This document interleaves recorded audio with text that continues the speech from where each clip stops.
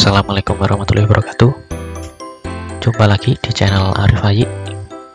Mohon maaf ya, beberapa hari ini tidak ada update karena kan masih ada beberapa kesibukan di dunia nyata. Nah, untuk video kali ini kita akan melanjutkan tutorial Vue.js yang sebelumnya kita sudah belajar beberapa step untuk membuat single file komponen. Jadi untuk membuat file dengan extension .vu kita sudah bisa membuatnya. Nah, di video kali ini kita akan masuk ke dalam properti data.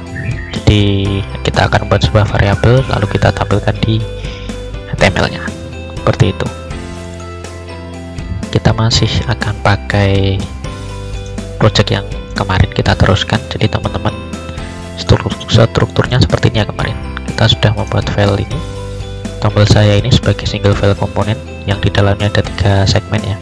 Segmen pertama itu adalah HTML-nya, segmen kedua adalah file JavaScript-nya, dan segmen ketiga adalah style-nya. Dan kalau sudah, kita lakukan import di app.vu, lalu kita daftarkan di properti komponen. Jadi kita sudah belajar properti komponen, sekarang akan masuk ke dalam properti data seperti itu. Oke, langsung saja. Jadi kita akan buat sebuah data di sini. Data, oke. Data ini adalah sebuah function teman-teman, seperti ini ya. Lalu mereturn sebuah objek. Nah, seperti ini. Teman-teman bisa menuliskannya seperti ini atau pakai row function seperti ini. Data seperti ini, sama saja ini. Oke, kita akan pakai yang cara kedua ya. Jadi saya kasih remark dulu.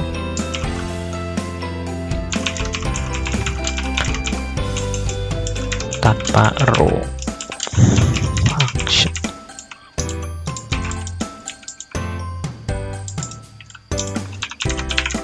Seperti ini. Oke, kita akan buat sebuah variabel namanya counter. Di sini kita beri nilai 0. Lalu di sini kita tampilkan, ini kita ganti ya, counter sudah diklik, kok gak enak, jumlah klik begini. Lalu kita pakai bracketnya seperti ini ya, pakai kurung kurawa, kita pakai double bracket, kita masukkan counter. Nah, counter ini adalah sebuah variabel di sini. Jadi kalau sebuah variabel yang ada di dalam properti data ini mau kita tampilkan di dalam HTML-nya, kita perlu bantuan double bracket seperti ini. Oke, seperti itu. Ya, kita akan coba kita save dulu. Nah, kita save. Nah, disini langsung muncul teman-teman, jumlah klik sama dengan 0. Ini dari nilai dari counter. Oke, jadi kalau misalnya di sini kita ganti angka, variabel angka, lalu kita save, di sini akan error teman-teman. Kenapa? Karena counter ini tidak terdefinisi di sini. Akan muncul errornya akan seperti ini. Properti atau metode yang bernama counter tidak didefine di dalam sebuah instance, tapi ikut render gitu errornya. Jadi kalau muncul seperti ini, pasti nanti sebuah variabel atau metode itu sudah didefine di HTML-nya, tapi belum didefine di JavaScript-nya. Jadi file untuk membaca ininya. Jadi kita perlu menyesuaikan. Kalau di sini counter, di sini counter, atau kalau di sini angka, di sini kita rubah menjadi angka. Seperti itu. Nah, oke. Nah, ini seperti itu. Kalau misalkan kita jumlah klik ini kita ganti judul misalkan. Judul button atau tombol, kita pakai bahasa Indonesia ya, judul tombol. Berarti di sini kita perlu buat judul tombol string jumlah klik seperti ini, kita save. Nah, kalau di sini kita coba klik saya misalkan, nah di sini akan ikut berubah. Oke, begitu ya caranya ya. Jadi setiap variabel di sini ataupun metode di sini harus di-define di sini. Kalau variabel nanti akan ada di properti data ini, kalau metode nanti akan ada di properti methods. Nanti kita bahas di video yang lain. Untuk video kali ini kita akan fokus di data ini dulu. Oke, semua variabel bisa masuk di sini, mau dia tipenya number atau string ataupun objek ataupun boolean, array, itu bisa masuk di sini. Lalu untuk menampilkannya kita pakai double bracket seperti ini. Oke, kita save ya. Kita save. Kita buat misalkan apalagi ya. Oh ya, kita bisa buat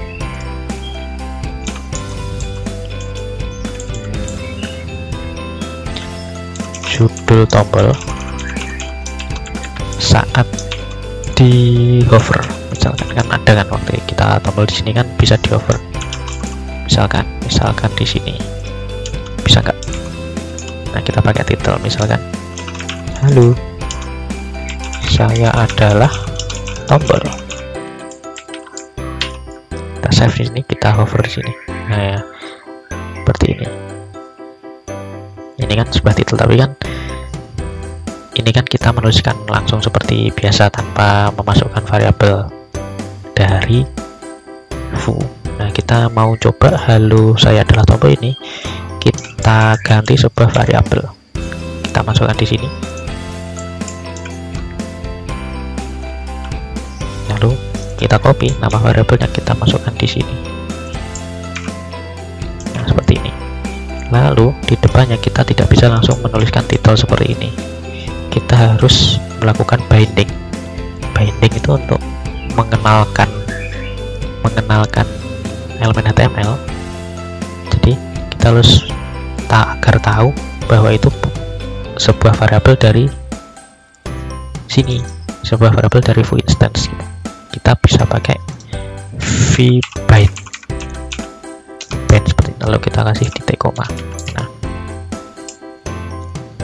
seperti ini, kita save. Nah, sama kan, kita coba ganti ya.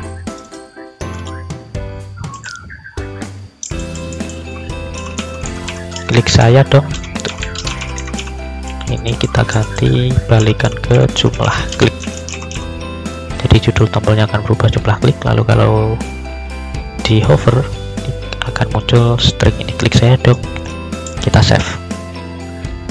Berhasil ya, berubah jumlah klik. Sekarang kita akan coba untuk melakukan hover. Nah, klik saya dong, seperti itu.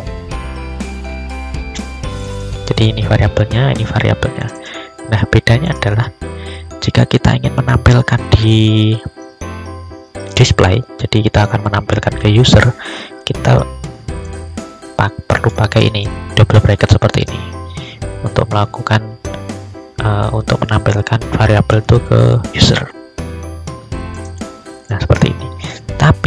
Tapi kalau kita mau memasukkan ke dalam sebuah atribut yang dalam hal ini adalah title, atau nanti akan ada prop seperti itu, kita perlu memasukkan vbind seperti ini. Penulisannya seperti itu. Jadi judul tombol saat di hover, judul tombol, angka, ini adalah sebuah variabel yang sudah kita define di data ini. Untuk menampilkannya kita bisa pakai double bracket seperti ini. Untuk melakukan binding ke sebuah tag HTML kita bisa pakai vbind seperti ini.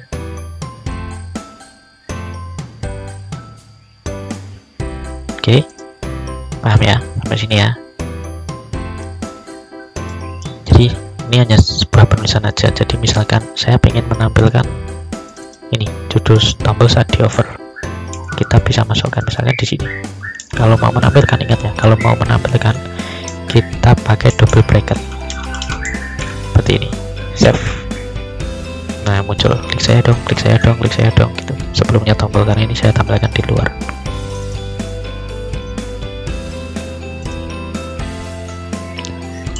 Jadi untuk menampilkan sebuah variabel kita bisa pakai ini, double bracket seperti ini. Lalu untuk menggabungkan di elemen tag HTML itu kita bisa pakai VPen seperti ini. Atau kalau teman-teman pengen ringkas, itu kita bisa, ini saya hapus dulu, kita bisa langsung menuliskan titik 2 seperti ini. Jadi VPen titik 2 seperti ini atau titik 2 seperti ini sama. Jadi ini hanya sebuah shortcut aja. Jadi titik 2 seperti ini tuh untuk memberitahu bahwa ini melakukan binding. Jadi teman-teman bisa menuliskan VPen titik 2 title seperti ini ataupun langsung titik 2 seperti ini. Nanti lebih jauhnya kita pelajari di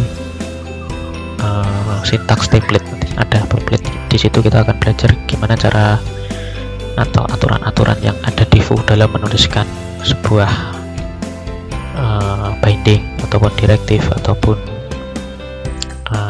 event seperti itu, nanti akan kita bahas di sana. Oke, untuk kali ini kita hanya belajar VPen dulu, sederhana, karena ini nanti akan sering dipakai juga. Jadi ingat ya, untuk melakukan binding kita bisa pakai VPen titik 2 atau langsung titik 2 seperti ini, baru masukkan variabelnya atau state-nya. Kalau tanpa ini berarti kita masukkan string langsung, bukan melakukan binding dengan variabel kita. Jadi kita perlu menambahkan seperti ini.